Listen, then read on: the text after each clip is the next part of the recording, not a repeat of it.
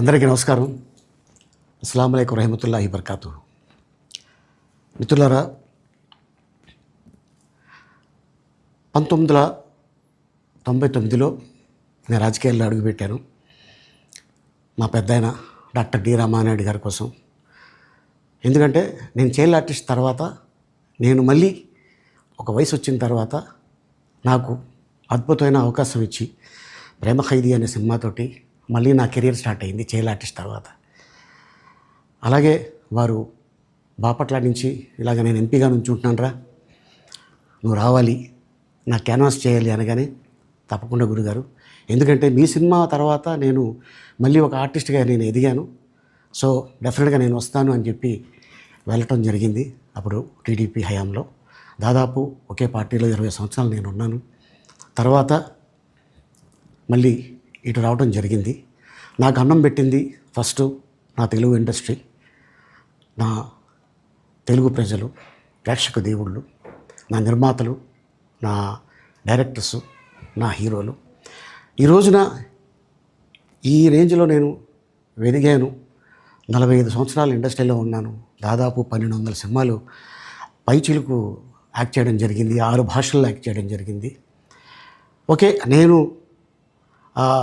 దయాగుణం ఉంది, భగవంతుడు ఇచ్చాడు కాబట్టి నాకు రాజకీయం తోడైతే కొద్దిగా 10 మందికి నేను సహాయపడగలను అనే ఉద్దేశంతో రాజకీయాల్లోకి వచ్చాను తప్ప రాజకీయాలు చేయాలని రాజకీయాల్లోకి రాలేదు. ఇండస్ట్రీ నాకు ఇంత మంచి లైఫ్ ఇచ్చింది, నేనేం చేస్తే బాగుంటుంది అని నలుగురిని చూసి నేను ఒక ట్రస్ట్ పెట్టుకున్నాను మా నాన్నగారి పేరున. దాదాపు 16 సంవత్సరాలు అవుతుంది నేను ట్రస్ట్ పెట్టుకొని.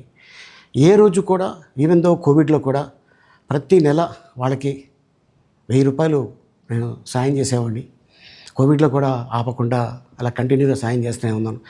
చాలామందిని నా కుటుంబంలో అవ్వచ్చు, బయట వాళ్ళు అవ్వచ్చు, చుట్టాల్లో అవ్వచ్చు, చాలామందికి చదివించాను నేను. అండ్ అలాగే మా తల్లిదండ్రులు నాకు ఇచ్చిన ఆ ఒక గుణం అది అందరితో పంచుకోవాలని చెప్పి ఉద్దేశంతో నేను ట్రస్ట్ కూడా పెట్టుకున్నాను. నా ఇన్కంలో దాదాపు 20% నేను ట్రస్ట్కి ఇవ్వటం జరుగుతుంది. గతంలో కూడా చెప్పా, ఫారిన్ కంట్రీస్లో ఏదైనా ఈవెంట్స్ చేస్తే దాంట్లో నుంచి 60% ట్రస్ట్కి వెళ్ళి 40% నేను తీసుకునేవాడిని. సో ఇట్లాగా చాలా సేవలు చేసి ఉన్నాను కాబట్టి ఈ మాట కూడా నేను మీకు చెప్పుకుంటున్నాను.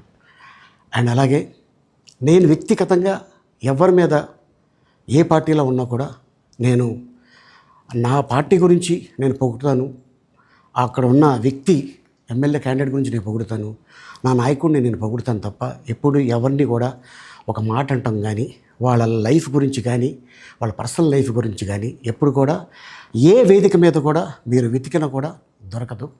అండ్ అలాగే సో నేను ఈ రోజున మీ ముందుకి రావడానికి కారణం ఏంటంటే, నేను ఏ పార్టీ మనిషిని కాదు, ఏ పార్టీ సపోర్టర్ని కాదు, ఐఎమ్ జస్ట్ కామన్ మ్యాన్గానే ఉండి ఇక నా సినిమాలు, నా షూటింగ్లు నేను చేసుకుందాం అని చెప్పేసి అనుకుంటున్నాను.